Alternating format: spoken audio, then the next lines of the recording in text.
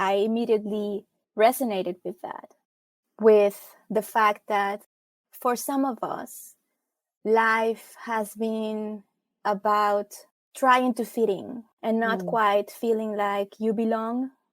And that can be a little bit lonely sometimes.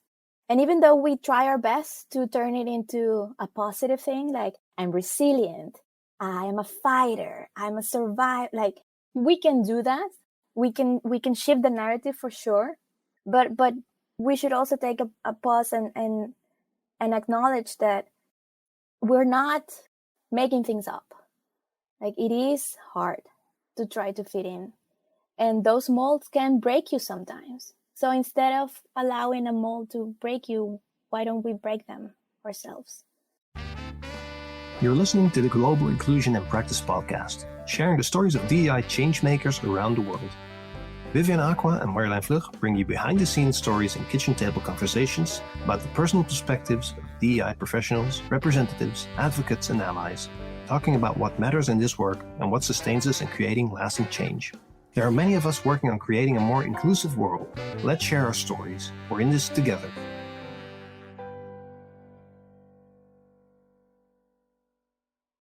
Welcome, Mariana Peña, to the Global Inclusion in Practice podcast. We are very happy to have you as our guest. And please introduce yourself to our listeners. Who are you at this moment in time, professionally and personally? Well, first, thank you so much for having me. I'm very happy to be able to share this conversation with you, and also very honored that you thought about me. I don't know if I can synthesize the answer, but I'm going to try my best. Professionally, I'm a learning designer I like to call them revolutionary experts who want to change their industries and the world at large, one online program at a time. That means that I get the privilege and the honor to support and guide and help brilliant minds that are putting their knowledge and their expertise and packaging into any type of intellectual property asset. Sometimes there are online courses involved. Sometimes it's just workshops, masterminds. Sometimes it's coaching programs. It's any type of intellectual property that they can then turn into an income for themselves whilst they are helping people. That's on the side of the professional aspect of my life. And personally, I am a Mexican mama of 2 bicultural kids living in the Netherlands since 2015. And I am still finding my way here in the cold country of the tulips. But I am very happy and privileged to do so. So I enjoy my life, working from home, tending to my kids, and still practicing the Dutch language. Well, we'll have this interview in English, so don't worry about that. Thank you. Thank you. I appreciate that. What is an essential thing that you would like our listeners to know and to remember about you? And please bring on the spice. I would like people to know that if they ever felt that they don't fit into any type of mold, they don't have to fit in. We are trained since we are born to operate within the constraints of systems that have been put in place for people that didn't have us in mind.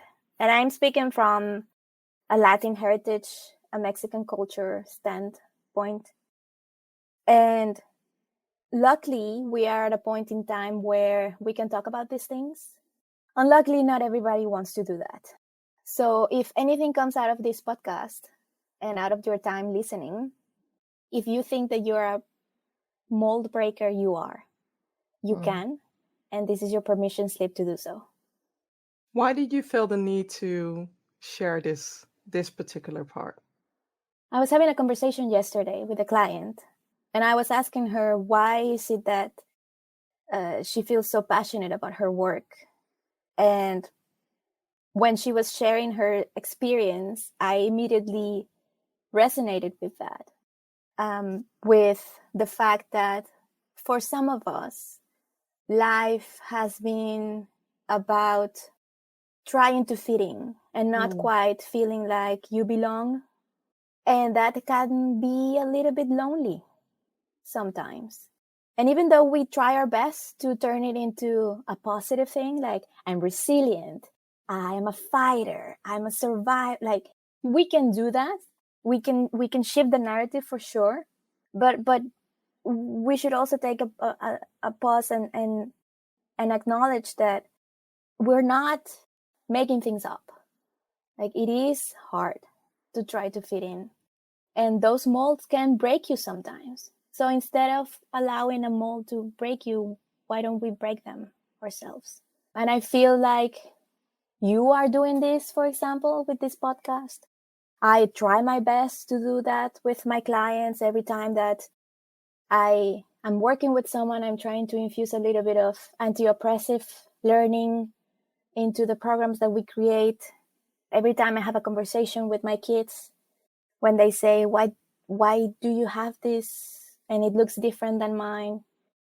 So we're not gonna get rid of molds, I think, but we can bend them, we can break them, we can create our own. And that has been in my mind lately. So I felt, why not share it? Thank you.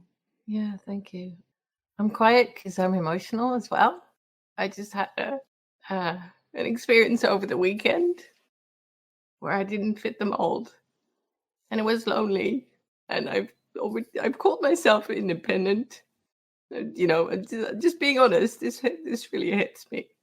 So thank you for saying this out loud.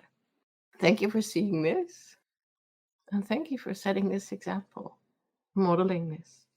Really appreciate it. You know, somebody asked me, or they asked in the forum, I don't remember, what has been the most helpful thing or the most type of support that you have ever gotten in your life? And I've always battled depression, always. And immediately the answer for me was when somebody, instead of trying to pull me out of it, just sat there with me. And I feel that the feeling of not belonging or the urge to turn that outcast feeling into a positive trait, that urge to do that is not really understood by anyone unless you've been through it. So I want to extend that. If anyone is listening and they have been through something like this and they feel, I'm never going to fit in, like they're never going to get me, I can sit there with you. I don't know how to fix that, but I can sit there with you and know that you're not the only one. So in the quietness of not fitting in, we can find where we belong. What you are saying right now, it's reminding me of Ava DuVernay's words, her quote, where she talks about, I'm not going to continue knocking that old door that doesn't open for me. I'm going to create my own door and walk through that. For those of you who don't know who Ava DuVernay is, Google her and watch at least a few of her stories, because she has been a game changer when it comes to the film industry, and now even has a new movie coming out, Origin. Watch it. Please watch it and share what it did to you, because these are the movies that I'm missing in mainstream media. But these are the movies that talk about you and I, talk about the differences, talk about privilege, talk about things that can be seen with a different lens. So thank you for sharing that, Mariana. Thank you for opening the space. Yeah, this is about holding space for that too. And holding space is a coachy term for being there with someone and just being there and listening. Yeah. And we didn't plan this. This is this is really something that is a valuable thing to hear right now at this point of time. And it might just be for someone else listening right now. Sending you a virtual hug, Mariline. Thank you. We have a next question. I might as well move on to that because I'm interested in that one too. This is what you just said was about, a holistic inclusion and belonging. Within that bigger picture, what are the parts of DEI? What are the elements of DEI that are most important to you, that are most in your focus area? I've been thinking about this too, because I've never really experienced a corporate setting. So I feel like when people hear DEI, at least for the first time, they might associate that with a very rigid corporate training that they are obligated to go to just, check a box. I've never been part of corporate. I've always been part of academia. And lately, since running my own business, education and, anything that has to do with how to sell that in education online. But my journey with DEI has been tied up with that too. So from the start, when I was learning about, for example, how humans learn, auto theories, instructional design practices, learning design practices, it was very evident to me that any type of data that we had available were based on studies that were performed on white people, for example, or on people of color, but ran by white people. So the studies were designed and were analyzed with a white lens. And that didn't sit well with me at all, to the point where I didn't finish a study here in the Netherlands that I was pursuing because it was so blatant. Like the racist undertones of the training was so blatant to me. And when I brought it up, I got completely like, what's the term? Gaslight. So I was like, no, that's not at all. That's just, you're just making things up. So I stopped. And then I embarked on the journey of, okay, so if I'm not in corporate and I'm not in academia anymore formally, diversity, equity, and inclusion for me is directly connected to unpacking my own personal journey of discovering what has been the impact of colonialism in my life. I think the overall discourse of DEI, or the most prominent ones online and offline, to come from a very valid point of race and ethnicity. And while that is very important, is not my experience. And I can only learn from my experience. So I was born and raised in Mexico. Mexico was a Spain colony for a long time. It was not only a Spain colony, but it was the point where ships then moved to other parts of Latin America. And we have so much history there.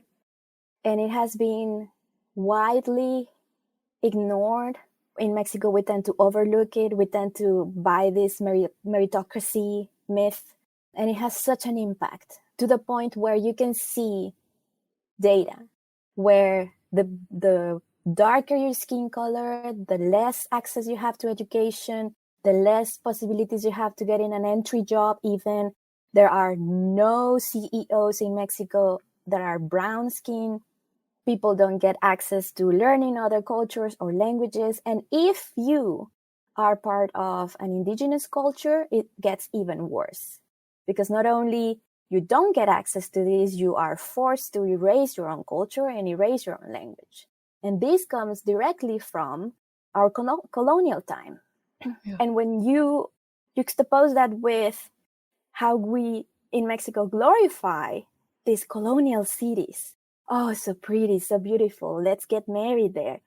It has always felt to me like very out of place. So when I moved to the Netherlands and I started learning about the Dutch own history, which is a wild ride, I felt the need to really unpack, okay, so what is the impact of colonialism in the world at large?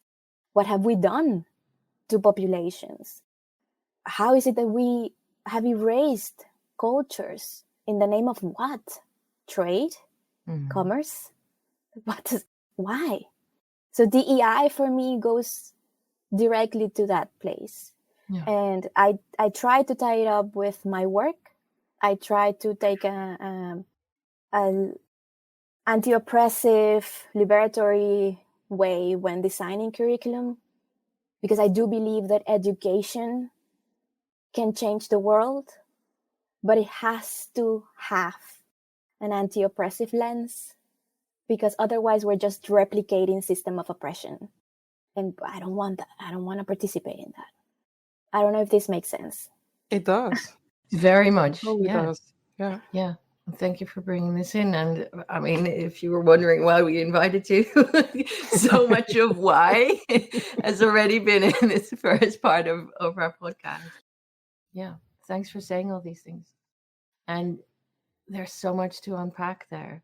There's a lot we've started to develop and to learn about racism, about gender inequality and equity, and this decolonializing journey. I feel like we're just at the start of it, and you're seeing so much of it. You're seeing so much of what is actually here, what's actually happened, rather than all the shiny, outside pink facade. That is not the truth. Real history hasn't been explored and shared much yet. And the impact of that on today, like on the course that you were taking, on the courses that you're developing. Hi, I'm Vivian Aqua, the certified DEI consultant, and I would like to invite you to take your organization to the next level of understanding by collaborating with me.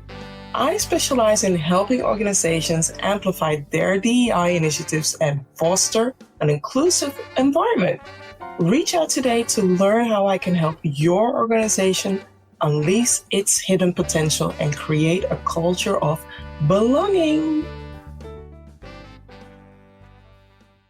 What is your flavor that you contribute into the DEI work? So there's this dish in Mexico that is called. You have to go there. I'm always gonna go to food. I'm always gonna go there. Okay, so there's this dish in Mexico. We don't have a national dish because it's a humongous countries and it depends on regions. But there's this one that is called mole, and mole is a type of sauce that it takes about 2 or 3 days to prepare if it's made the authentic way. It includes dozens of ingredients. But if you were to describe it in very plain terms, it's a very thick sauce that has many different types of chilies and chocolate, dark bitter chocolate. This is the type of polarizing dish that people dare to try. You either love mole or you cannot comprehend the effect in your brain of mixing chocolate with chili, and you just cannot stand it. Yeah, because this is a savory, salty sauce, right? It's not sweet. It's not sweet chocolate. Yes, but it is very rich in flavor. It is thick in texture. And for us Mexicans, it's like a rite of passage. Like when you're a kid, you're like, I don't really like it. But then as you grow older and understand the love and the care that it involves making it, and you tie that up with memories of, the women in the kitchen, and then you're like, can we have mole, please? So when I hear the question, Vivian, like, what's my flavor in DEI? I would have to say that I am a little bit of a mole here, because for some people, I am going to be very much in your face. It's going to be a lot to have a conversation with me. It's going to be a lot to, like, it's a cognitive dissonance. It's fun, but it's a lot. But on the flip side, if you're in for the ride, then we can do wonders together. We can explore, we can question, we can, get creative, we can dare to say and think. So I think that's my flavor. I have to say this thing out loud because, I was crying just now, but now Vivian and I both have this huge grin on our faces like, this is so cool. She had to go there. She had to bring an element of what she describes is practically cooking back to our roots, right? Where she's bringing all these elements, and then it's Wednesday morning and you are already luring me in with food. My mind is like, okay, now I need to find out where I can find mole, or now I need to test it. Now I need to try it. So thank you for bringing this up. Thank you. I see a dinner date coming on. Definitely. More than happy to share this with you.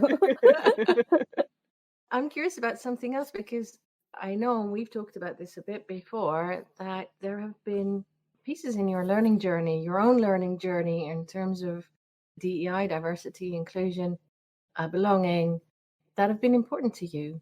What have been the essential ingredients for you in your exploration and learning journey? Who have you met? Who have you learned from? What have you learned? I think my first experience was back in Mexico when I tried to go for a position that I thought it was just right for me. And I was under the impression that all my merits, my academic merits, my professional merits were going to be enough. I graduated cum laude. I was always top of my class. I was always top employee. And I thought that's going to be enough. And I went through the process. And then I heard that I didn't get the job because I was a little bit too brown for it. This was going to be a position that was going to face external parties. They wanted this person to have like international relations with other schools. And I was like, do you know nothing about other countries? Like, they love my skin color. Like, what are you talking about? But that was the case. And it was a humbling experience because up to that point, I had bought entirely the meritocracy discourse. Right? I was convinced of that. I was like, no. My parents told me, work hard, and then you reap the rewards. And I went with that for most of, like, up until I was, I think, 23, 24, maybe. And it was such a big fall. And it crashed everything because up to that point, I thought I'm just imagining things. These little microaggressions are in my head. People don't really mean that. It's just that I am overly sensitive. And then I realized, no, it really is a thing. Cut to, I moved here to the Netherlands, and we are on the brink of the pandemic.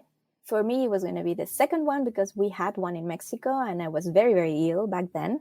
Of course, it only affected the South Hemisphere, so nobody in the North talked about it. Nobody cared about that.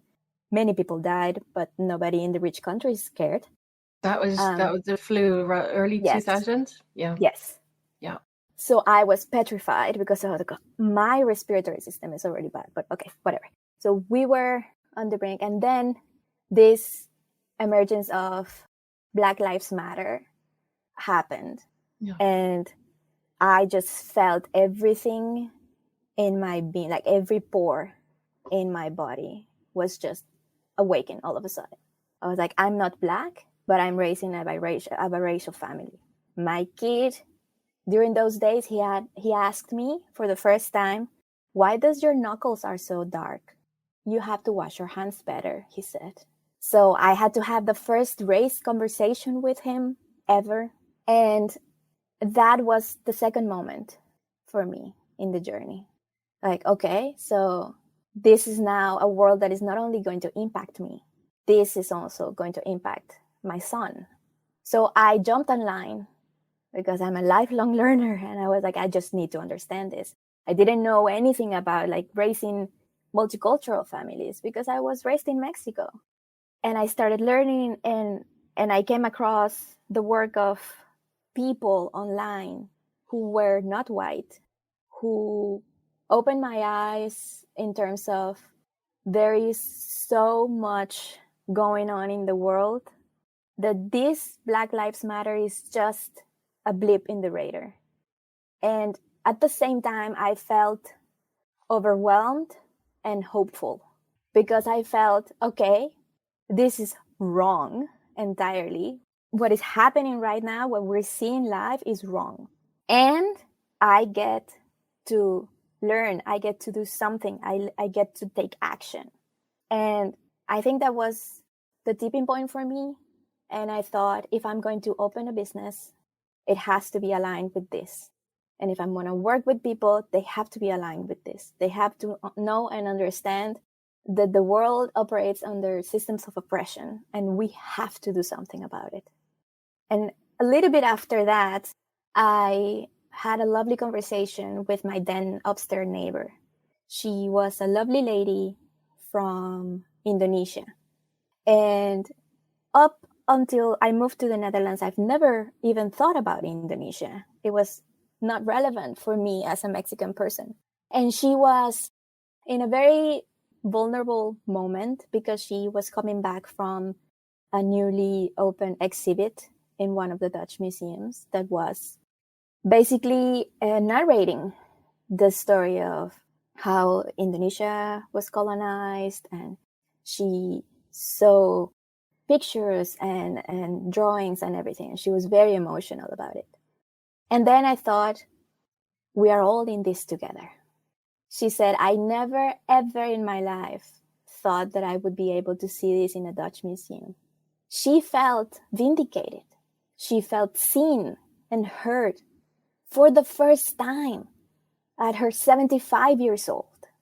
So I thought, well, I'm not even 40. I can still do something. So then that's where the whole interest in what has colonialism done to us came from. And that I'm still there. I'm still unpacking. I'm still deconstructing. I'm still trying to find who I am, because everything I question, I question myself. Do I like this really, or have I been taught to like this? Mm-hmm. Do I think this is right because I think this is right? Is this my moral compass, or is this Catholic remainings in my brain? So I'm still there. I'm still very much in it, in that journey. Yeah, and there's so much, and we've been so much immersed in it. There's a lot to notice, and you notice a new thing every day and evaluate it, reevaluate. Yeah, sounds familiar because I'm on the other side. I'm Dutch. We have been colonizers. My ancestors have been colonizers. My country has, and basically have done a whole lot of crap in other parts of the world, where here it felt like everything was fine and rosy for a lot of people, not everyone. And there's so much of history that we haven't learned, and it's so deep in the mind and the worldview of the people that are around me in everyday life, family, friends, fellow coaches. There's so much to decolonize in coaching, for example. Yeah, there's a lot. And that's every day for me. And that's a lot of conversations with other people too, to start awareness in others. I told you that she was mind-baffling, but let's go on to the next question. You have shared a lot, and also on the topic of colonization and your journey in the Netherlands, and just your son's story about his perception of you, right? It's a lot to unravel. But still, I will be asking, what is something that you feel like our listeners, don't know or expect about you? That I'm a very funny person. I really am. Ask my son. He thinks I'm hilarious. But in reality, I have had to remind myself of that. I can also be easygoing. I can also be, I also deserve to be fun and to create these moments of joy for the pure joy of it. And that's something that I also remind myself when I am learning from others, because these are such dense topics that, of course, I don't want to learn from someone that is just laughing through like the speech of it. I don't associate the topic with laughter, but we are humans and we need joy. And I think people don't expect that from me. Whenever I start working with a client, Of course, we go through the sales process and everything. They decide, yes, let's work together. And then we are on the actual process of it. And they are just laughing. And they're like, oh, this was such a joyful moment. I was like, what were you expecting? I don't know. A little bit more serious, maybe? We can have fun while we work. Exactly. And we deserve that. Because that's also something that has been robbed from many of us. Life has so many hardships. And we deserve to create moments of joy, even if those are fewer than you would like to. We deserve that. Yeah, for sure. I agree, especially with the given sentiment, what is happening in the world with polarization, with the campaign that the US is activating around DEI, but also it's the political year, right? So I was expecting hardships and the cancellation of a lot of shows that talk about is for the culture, by the culture. So I get what you're saying. And the topic DEI can be very serious, very sensitive, very, very realistic, but that doesn't mean that we cannot have fun. Yeah, we can have joy. And we need to. It's essential. Because it's part of life, because it's aliveness, it's all of that, and because it recharges your batteries, right? What are other things that recharge your batteries as you work on this, as you do your work, as you live your life, with all the serious stuff that's on your mind and that you're exploring, that you're learning, that is very important to you and to us? What recharges you? This is going to be very cliche because I'm Mexican, but I just love mole. cooking. Yeah. I love cooking. No, I don't think I'm at the level of making mole from scratch. I don't see myself at that point yet. But I moved here in 2015. Back then, there was not really opportunity to buy like real Mexican ingredients. Now there's this company that has produce and they have seasonal chiles and they dry them themselves, and I am a top customer. So I order these boxes of dried chiles, and sometimes I get delivered by mistake to my neighbor, and she's like, what are you making in your kitchen? Why do you order kilos and kilos of stuff? They smell very spicy. And I'm like, none of your business, lady. These are mine. But I go to the kitchen and I like to let go of rules and measurements and restrictions and limits. And I like to experiment in the kitchen. And sometimes it turns out great. Sometimes it doesn't. That drives my husband nuts because he's very Dutch. He's like, no, 3 drops of water. There you go. I love just playing around in the kitchen, listening to music in Spanish, of course. And the best part is when my son comes in the kitchen and he's like, Mama, ¿qué estás haciendo? What are you making? And I say, he's like, I don't know what that is, but can I help you? That to me is such a cycle breaker. Yeah. Because boys are not allowed in the kitchen in Mexico. They're not even interested to go in the kitchen. And to him is, oh, my mom enjoys this. This is a moment for me to connect with her. And plus, it's fun. So that really recharges my batteries. It's not always possible, but when it happens, I treasure that. Because then I feel, so this is my legacy. Like, this is it. It's not making money. It's not, trademarking my brand. No, this is it. This is what's going to outlive me. And eventually he's going to go to the kitchen when he's older. And when he wants to celebrate Dia de Muertos, Day of the Dead, he's going to be like, I'm going to cook today because my mom liked to cook. And, that makes me emotional to think about that. But yeah, that recharges my batteries to the core. Yeah. Yeah, there's so much in that. Yeah, there's and I appreciate another way of recharging your batteries, which is what other guests have shared, is that they go and do something completely different that is just for fun, and it doesn't serve any other purpose than fun or flow or taking your mind off things, or reading comic books or listening to music, or beautiful things, fun things, cuddling up with your dog, anything. And that serves a very good purpose, and your body needs it. And what I really love about your story and what you've just shared is that takes your mind off things. And it is also so connected to these really deeply important things: connection, family, legacy, culture, in addition to just food and the joy of cooking. You're making me hungry, Mariana. I am sorry. I am not going to apologize, but I am sorry.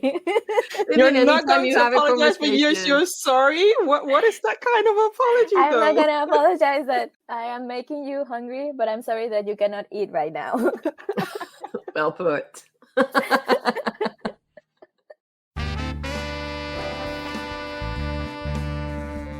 Hey, are you ready to rediscover focus, clarity, and resilience so that you can be a stronger change maker for diversity, equity, inclusion, and belonging? I am Mariana Peña. I'm a certified coach. And whether you're getting started in DEI or are further along in your journey, I can support you to take your work to the next level. With me as your ally, you can gain clarity on your next initiatives or career goals, make intentional choices, stay accountable to them, deal with the intensity of the work, and create real change. Let's talk. I'd love to learn more about you. Reach out, book a chat. Okay, let's go into another question and dive into. So, I've known you for quite a while, and every time we have a conversation, you blow my mind, and also within this conversation. And I'm curious into who are you growing into? That is such a good question.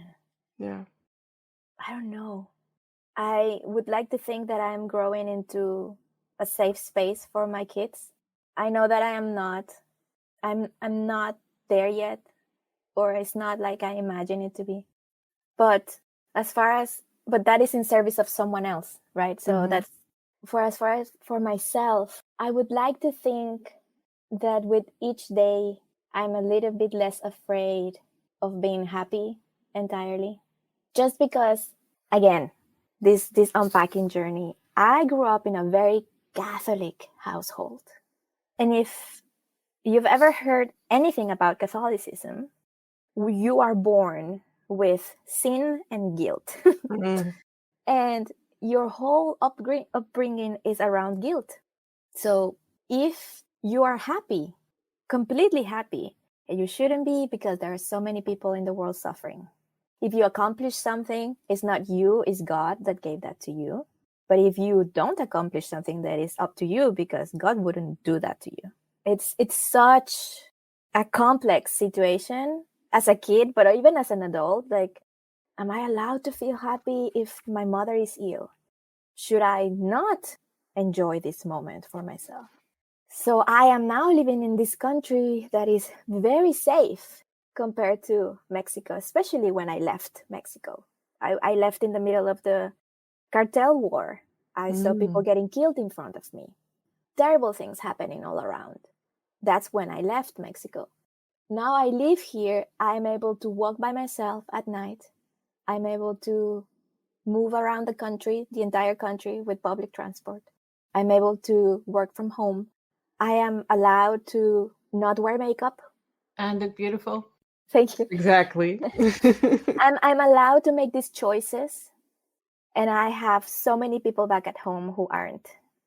I have so many people back at home who have never experienced in their lives what it feels like to walk safely at night on the street as a woman. And they would probably never do. So it's a big dissonance in my head that I try every day to remind myself that I deserve joy. And I think that's why I create these moments in the kitchen with my kid. But I am not there yet in my journey where I can fully just embrace it without going through the rationalization of it. I hope that within a few years' time or even sooner that you go through the unlearning sooner, because you are an amazing woman. And our conversations that we always had, whether it's about the children, whether it's about the food, people don't know you the way I know you. And I hope that they will take this conversation to heart, that this is a woman that is passionate about leveling up inclusion, inclusive environments within the academia space, within learning and development. Because when you look at the L&D environment, it's not sharing my story or Mariana's story a lot. It's sharing things from a different lens. So we need you sooner than later. Thank you. Well, that's a very apt and relevant reminder from Vivian for you. What is something that you want to keep reminding yourself of? That every day matters in every sense of the words. Professional, every single effort that we all do compounds. Because I know that myself alone, I cannot change the world. But every single thing that I do is tied up to all of the other little efforts that everybody else is doing. And that's how we move mountains, right? Like that's how it happens. And on a personal note, I also have to remind myself that like every day matters. Sometimes depression is very difficult to live with. And that's just like, okay, so it's another day. This day matters too. And that's it. Just today. Like I'm not looking into the next 10 years, It's funny to me to see people getting very pressed every January. You have to plan your entire year and the next 3 years and the next 5 years. And I'm like, wow, that's such a privilege. Amazing, go. I cannot do that. I have to focus on today. And that has to be enough. And when I manage to do that, it turns out great. So it is a reminder. Every day matters. Yeah, and that reminds me of, the perspective that people overestimate what they can and should be doing in a day and underestimate what happens in a month, in a year, when you add up all those days. And either way, I mean, every day is here to live and to be alive. What is your Go ahead. What is your biggest wish? My biggest wish? Mm-hmm. Oh, I have all my hopes into the alpha generation. These are the cycle breakers. And I wish that the generations, us millennials, Gen Zers, we allow them to be that. That's my wish, that I don't do anything to stand in their way. As they move around the world, just shifting narratives, shaking things up. Because I believe in them. I really do. Can you share why? Because our generation is being very busy with raising them. We are very involved. We have realized what has been done before us. We realize our limitations. We have been in therapy for many years collectively. We are trying to change things, and maybe we don't have enough time to do so, but we want to allow that generation that is coming after us to be able to have joy, to be able to experience things, to be able to feel free and safe, but also to have the ability to inquire after things, to have the humbleness of rectify when they are wrong, and this is not me putting like everything on them, but I think that we right now as parents are busy with that. Like my parents, who are 65 plus, they spend every summer here with us. They stay in my house for 6 weeks. They almost had a heart attack when they saw that I had an argument with my kid. And I apologize in the end. Because he told me at the end, when we resolved things and we came to a compromise, he said, Mom, I need to tell you something. The way you spoke to me didn't feel good to me. Because when you are angry at me and you speak to me in that way, I cannot understand you well. Because I am sad that you are doing that. And when I am sad, I cannot understand you. I dropped to my knees to hug him. I said, I am completely sorry. I am sorry I made you feel that way. You are absolutely right. That's not a way that we want to communicate with each other. We hugged, we kissed. Well, he doesn't like kissing, but we hugged. I looked at the living room my parents were, jaw on the floor. looking at each other like, what? Did you just see that? What just happened there? Like, what is that? Just stop, go back, rewind, explain that to me. So then I had to have a conversation with them, right? But that's what we're doing as a generation. As parents, we understand the damage that we went through. Yeah. We're trying to understand ourselves first, and then we're trying to liberate those generations that are coming after us Which to be able to function.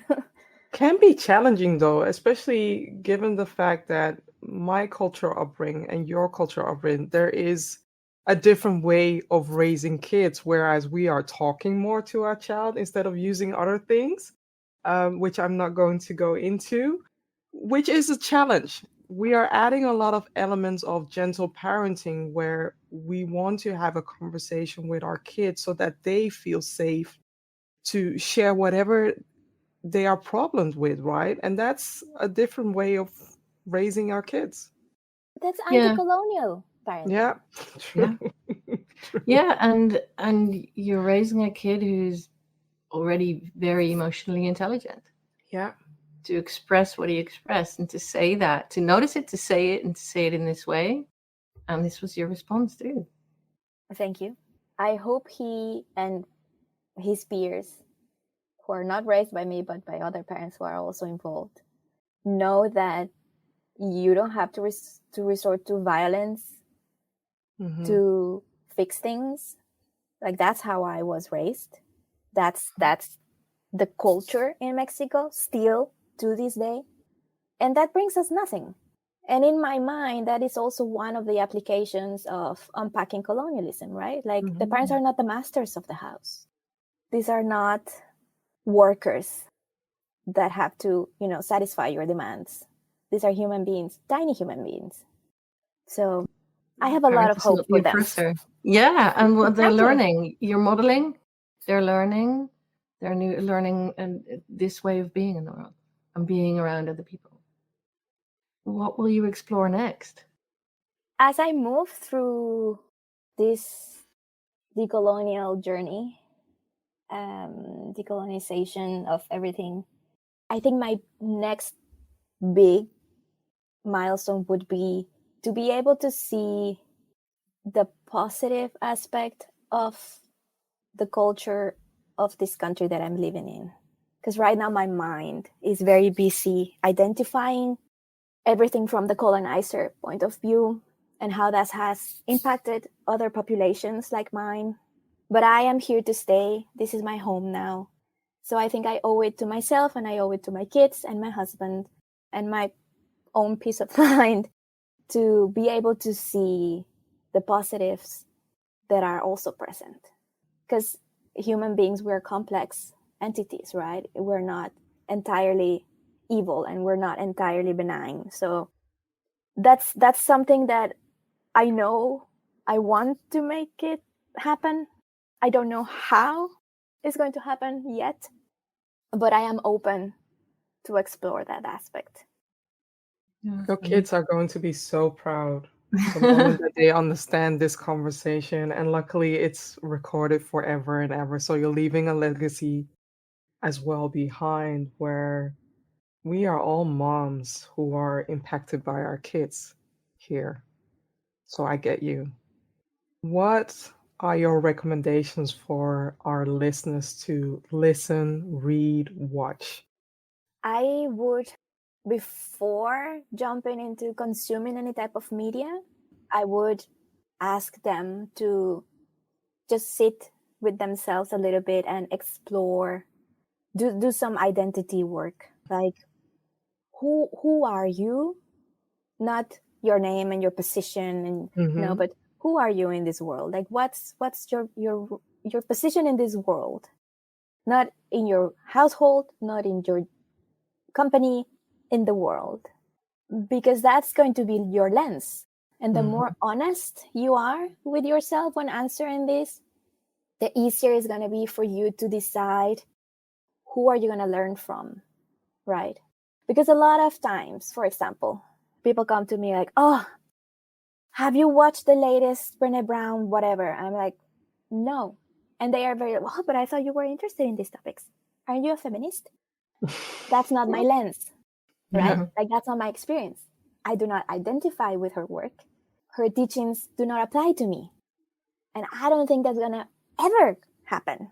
So but because I know my identity, I have done that work. So then I don't engage with teachings that don't fit me, and then I don't go through the process of becoming very frustrated because it doesn't work for me. Right. So I would say that I don't know who you are that you're listening, right? I don't know your intersections, but you do. And if you don't, you should. So take some time to explore that. Be open to the answers that are going to come to you. And then go ahead and start consuming media, whatever form you prefer, right? If you prefer audio, there are tons of podcasts out there. If you prefer the short form, social media has a lot of information. If you're more on the side of reading, just be aware that books take time to write, edit, print, deliver. So there's a process there of a couple of years. Information might not be so relevant, but it is still there, very much valid. And art forms, paintings, sculptures, films, everything is valuable to learn from, but from your lens. Once you're more aware of and better acquainted with your personal lens. I think so. Yeah. At least that's what has worked for me. I love that. Yeah. Yeah. And I love how I'm generally surprised because this is, we ask everyone this question and the last one. And I'm always surprised by the answers. It's such a range. And I really love the depth of your recommendation here. In addition to exploring your own lens, what is important for others that care about and contribute to DEI to remember?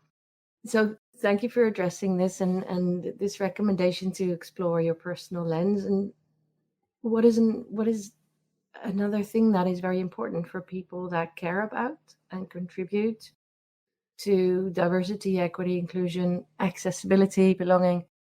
What's important for us to remember, in your view?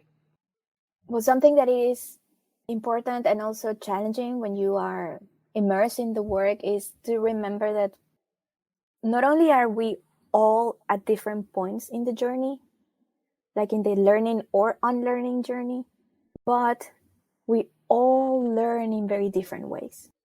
So Vivian before was saying quite accurately that L&D, they don't really dive into this. I don't feel represented there. They seem to shy away from these topics, which is a shame because they are the ones at the front and center of discovering how we learn, right? So it's not only that we are all at different points in the discovery journey of diversity, equity, belonging, inclusion, accessibility. It's not only that we're in different points, it's also we learn at different rates, we learn in different ways, and we assimilate and process very differently. And that seems to get lost in translation sometimes. So when we are doing the work, and that's particularly challenging to me, not because I understood something in this way, like for example with this movie, means that you're also gonna do that, right? Not because this podcast brought me an epiphany means that it's gonna bring you an epiphany too. And that's why I shy away from recommendations, because our brains operate in very different ways. So if we are in this together, that sense of compassion and empathy to our peers and to the people that we work with and work for, it's very necessary. So not only the patience of, you just discovered that equity is a thing. Okay. No. It's also, how is it that information came into your brain? What can we do so that the information moves from just information into implementation? And once it's there, how can we retain that so that you can easily access that 20 years from now, right? Because I'm not interested in the effects of the workshop today. I'm interested in the effects of the workshop throughout the next 10 years. Long term. So that is a very complex situation that I feel we're still behind. But that makes it even more interesting, right? To all of us that we're doing the work. So I don't know if I answered the question correctly, but that's in my mind for our peers. You answered the question for you in the right way. There's no right or wrong, especially not with our questions. So thank you. Yeah. And it's really good to be reminded of being fascinated with that long-term effect, having it stick and having the implementation be long-term. Yeah. Thank you. Thank you, Mariana. No, thank you both.